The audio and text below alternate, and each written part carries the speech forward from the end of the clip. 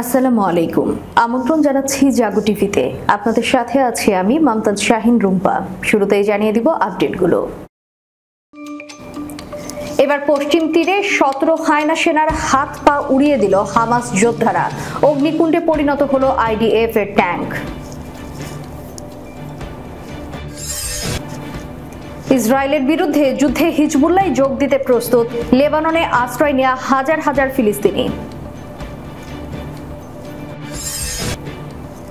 হিজবুল্লাহর বিরুদ্ধে যুদ্ধ চায় না যুক্তরাষ্ট্র, জার্মানি। ইসরায়েলকে হুঁশিয়ারি করে যা বলল এই মিত্র দুই দেশ। ইয়েমেনের সামরিক বাহিনীর ফুটেজ প্রকাশ। হুথিদের হাইপারসনিক ব্যালিস্টিক ক্ষেপণাস্ত্রের আঘাতে ডুবে গেল আরেকটি ইসরায়েলি জাহাজ। মালদ্বীপের প্রেসিডেন্ট মুইজ্জুকে কালো জাদু করার অভিযোগে নারী মন্ত্রী গ্রেফতার।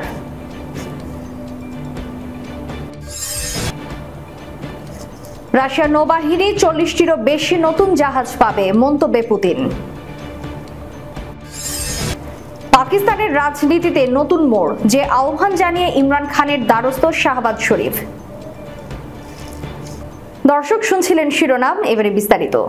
17 হায়নার হাত পা উড়িয়ে দিল হামাস যোদ্ধারা। অগ্নিকুণ্ডে পরিণত হলো আইডিএফ এর ট্যাঙ্ক। গাজার পশ্চিম তীরের জেনিনে অভিযানের সময় ফিলিস্তিনিদের পাল্টা হামলায় 17 হায়না মর্মান্তিকভাবে আহত হয়েছে বলে জানা গেছে।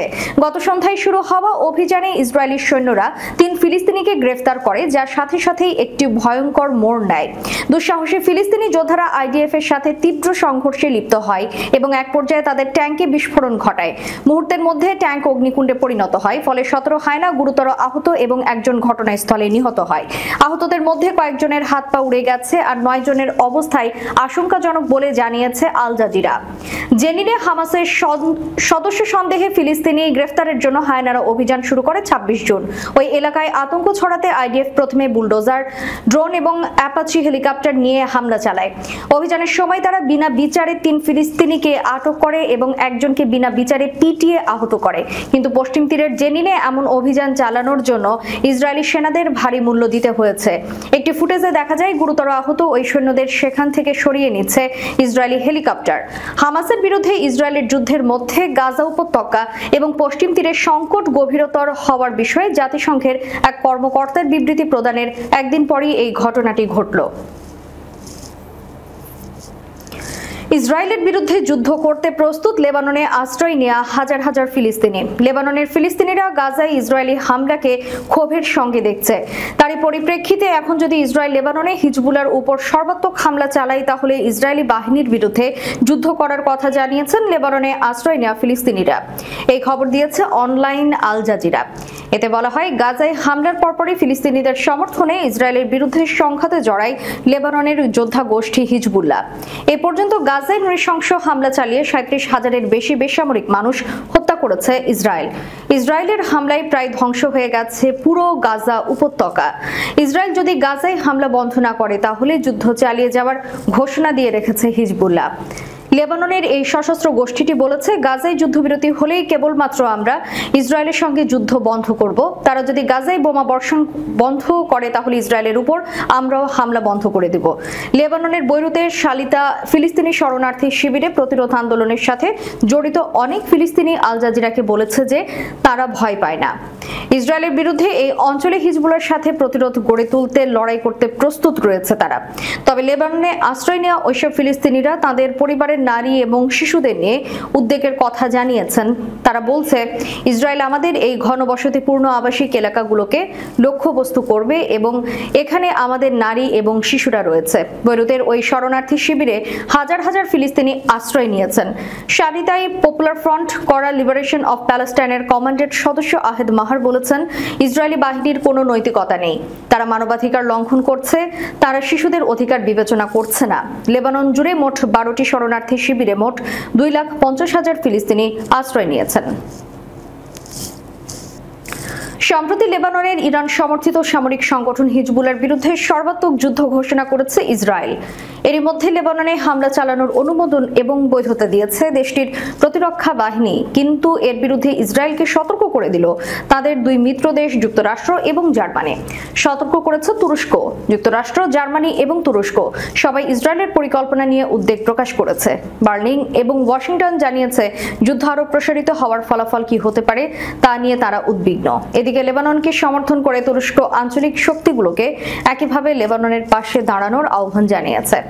অন্যদিকে জাতিসংঘের মানবাধিকার সংক্রান্ত বিষয়ে সবচেয়ে জ্যেষ্ঠ কর্মকর্তা মার্টিন গ্রিফিথস বলেছেন, যুদ্ধের পরিধি এবং তীব্রতা বাড়লে তার ফলাফল মারাত্মক হবে। আমি এটাকে ফ্ল্যাশ পয়েন্ট হিসেবে দেখছি। মঙ্গলবার ইসরায়েল এবং লেবাননের নেতাদের সঙ্গে দেখা করেন জার্মানির পররাষ্ট্রমন্ত্রী বিয়ারবক। বুধবার তিনি বলেন, আরেকটি যুদ্ধ মানে আঞ্চলিক সংঘাতের সম্ভাবনা অভাবনীয়ভাবে বেড়ে যাওয়া। ইসরায়েল ও লেবাননের মধ্যে যুদ্ধ হলে পুরো বিশ্ব বিপদে পড়বে। এদিকে মার্কিন প্রতিরক্ষা সচিব লয়েড অস্টিন ওয়াশিংটনে ইসরায়েলের প্রতিরক্ষা মন্ত্রীর সঙ্গে বৈঠকের পর বলেছেন, ইসরায়েল ও হিজবুল্লাহর মধ্যে আরেকটি যুদ্ধ মানে তা আঞ্চলিক যুদ্ধের আকার নেবে। কূটনৈতিক পথেই এই উত্তেজনা কমাতে হবে। সূত্র ডয়েচে ভেলে। এদিকে ইয়েমেনের হুথি আনসারুল্লাহ আন্দোলন সমর্থিত সশস্ত্র বাহিনী আরব সাগরে ইহুদিবাদী ইসরায়েলের একটি জাহাজে হাইপারসনিক ব্যালিস্টিক ক্ষেপণাস্ত্র দিয়ে হামলা করার ফুটেজ প্রকাশ করেছে। গতকাল ইয়েমেনি বাহিনী ভিডিওটি প্রকাশ করেছে। হাতেম 2 ক্ষেপণাস্ত্র দিয়ে ইয়েমেনি সেনারা ইসরায়েলি জাহাজে আঘাত করে এবং যে জাহাজটিতে হামলা চালানো হয়েছে তার নাম MSC সারাহভি। এই ক্ষেপণাস্ত্র দিয়ে প্রথমবারের মতো এমন অভিযান পরিচালনা করা হলো। এক বিবৃতিতে বলা হয়েছে, হাইপারসনিক ক্ষেপণাস্ত্র দিয়ে নির্ভুলভাবে জাহাজটিতে আঘাত করা হয়। ক্ষেপণাস্ত্রের বৈশিষ্ট্য হিসেবে বলা হয়েছে, এই ক্ষেপণাস্ত্রে রয়েছে solid fuel propulsion, intelligent control system এবং চলার সময় ক্ষেপণাস্ত্রটি গতিপথ পরিবর্তন করতে পারে। বিবৃতিতে আরো বলা হয়েছে, বিভিন্ন রেঞ্জের হাতেম 2 ক্ষেপণাস্ত্রের বেশ কয়েকটি প্রজন্ম রয়েছে এবং ইয়েমেনি সামরিক কর্তৃপক্ষ এই ক্ষেপণাস্ত্র উৎপাদন করে থাকে। মালদ্বীপে প্রেসিডেন্ট মোহাম্মদ মুইজ্জুকে কালো জাদু করার অভিযোগে পরিবেশ, জলবায়ু পরিবর্তন এবং জ্বালানি বিষয়ক প্রতিমন্ত্রী ফাহিমাত শামনাজ আলী সালিমকে গ্রেফতার করা হয়েছে। এই তথ্য নিশ্চিত করেছে মালদ্বীপের পুলিশ। বৃহস্পতিবার বার্তা সংস্থা AFP এই তথ্য জানিয়েছে। পুলিশ জানায়, ফাহিমাত শামনাজ আলী সালিমকে রাজধানী মালে থেকে 2 সহযোগী সহ গ্রেফতার করা হয় এবং তাকে 1 সপ্তাহের জন্য হেফাজতে রাখা হয়েছে। তবে তার গ্রেফতারের সুনির্দিষ্ট কারণ জানানো হয়নি।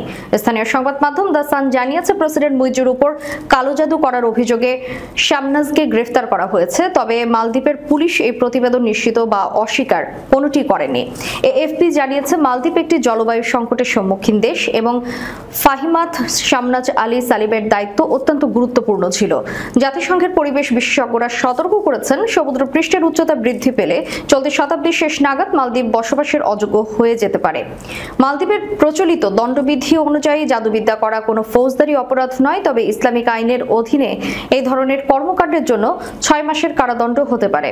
মালদ্বীপে ঐতিহ্যবাহী রীতিনীতি পালনের মাধ্যমে কালো জাদু বিশ্বাস করা হয়। এর আগেও 2023 সালের এপ্রিলে কালো জাদুর অভিযোগে এক নারীকে হত্যা করা হয়েছিল এবং 2012 সালে পুলিশ অফিসারদের উপর অভিশপ্ত মোরগ নিক্ষেপ করার অভিযোগে একটি বিরোধী রাজনৈতিক সমাবেশে দমনপীড়ন চালানো হয়েছিল। সূত্র টাইমস অফ ইন্ডিয়া। রাশিয়ার নৌবাহিনী 40টিরও বেশি নতুন জাহাজ পাবে মন্তব্যে পুতিন। রাশিয়ার নৌবাহিনী চলতি বছরে পর্যায়ক্রমে আরো অনেক যুদ্ধ জাহাজ এবং যুদ্ধযান পাবে বলে জানিয়েছে রুশ প্রেসিডেন্ট ভ্লাদিমির পুতিন। বুধবার জাহাজ নির্মাণ সংক্রান্ত এক সভায় তিনি কথা বলেছেন।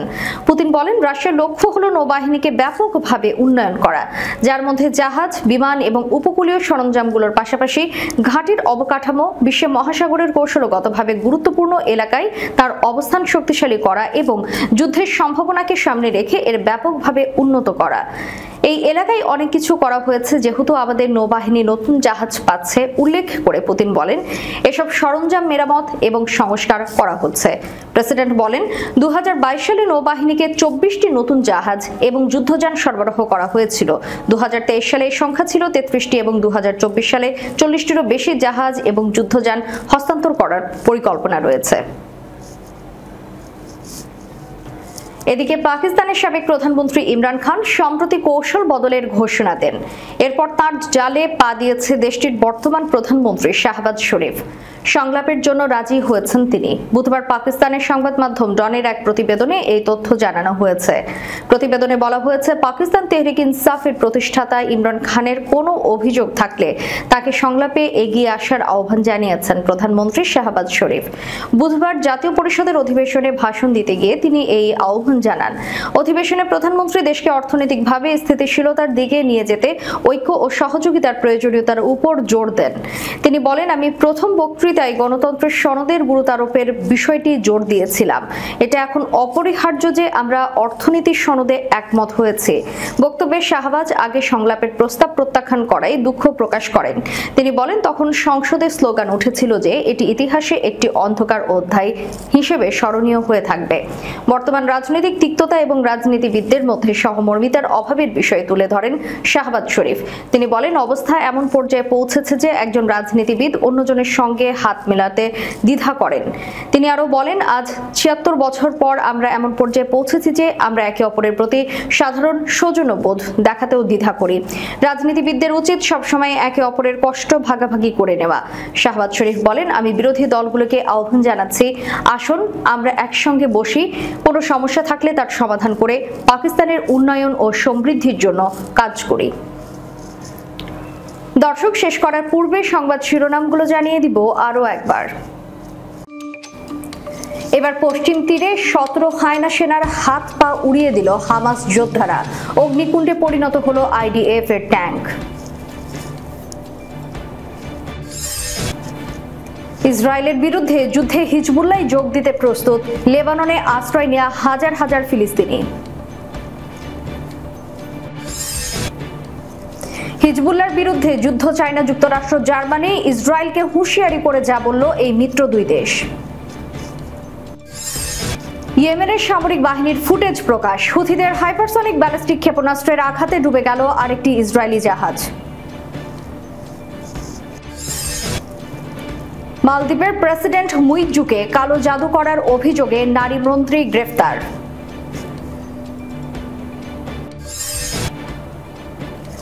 রাশিয়ার নৌবাহিনী ৪০টিরও বেশি নতুন জাহাজ পাবে, মন্তব্যে পুতিন। পাকিস্তানের রাজনীতিতে নতুন মোড়, যে আহ্বান জানিয়ে ইমরান খানের দ্বারস্থ শাহবাজ শরীফ।